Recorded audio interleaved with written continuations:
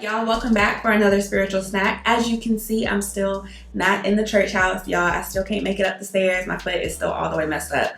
So I want us to talk about friendship. Last week we talked about family, and this week I want us to talk just a little bit about friendship. And one of the best ways to do that is to talk about one of the greatest friendships that take place in the Bible, and that is the friendship between David and Jonathan. And I love their friendship. It's like when you read the full story, of the friendship between David and Jonathan, it's really like it blows minds, because you have to understand, right? Jonathan was the son of the king Saul. Okay, and David had been anointed to become the future king, and Saul was aware of that. So naturally, there was drama, right? And so Saul was trying to kill David, and yet his son was literally David's best friend. And there's a scripture specifically that speaks to just how deep their friendship was in 1 Samuel chapter 18, where Jonathan gives his robe to David.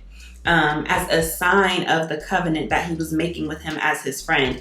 And you have to understand that robes at the time at which David and Jonathan existed meant something very different than they do today, right? Like today, we can go online and order a robe and it'll be here in like 2 days. I mean, if you have Amazon Prime, right? Like you can get it in 2 days. And so robes back then it wasn't as easily accessible. And it was so much more significant. And it was even more significant for Jonathan because Jonathan's robe specifically symbolized his royalty, symbolized his princehood. And he gave that up for his friend David. He gave it up for his friend David just to show David how much he cared for him. And I want to ask you really quickly, when's the last time you did something like that for your friends? When's the last time you gave something of yourself in order to help your friend, to let them know that you care about them, that you're there for them? And I want to flip it. When's the last time a friend did that for you?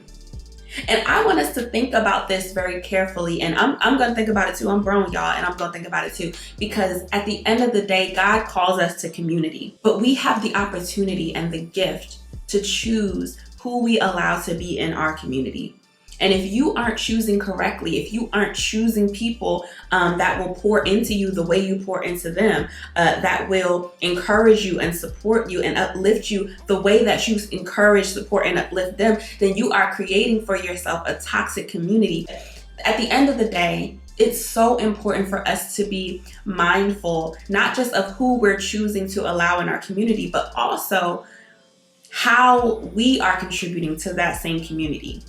Like if I'm calling you my friend and I'm not pouring into you, I'm not helping you, I'm not trying to connect you to God, I'm not trying to make sure that your spirit is okay, that your heart is okay, that's part of friendship.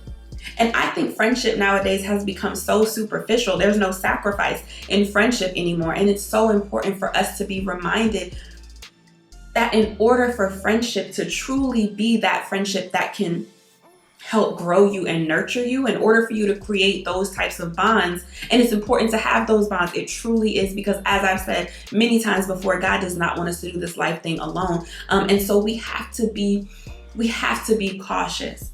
We have to be thinking about friendship differently, because it's not just friendship for the sake of friends. Like we're not just doing this for likes. This is about life.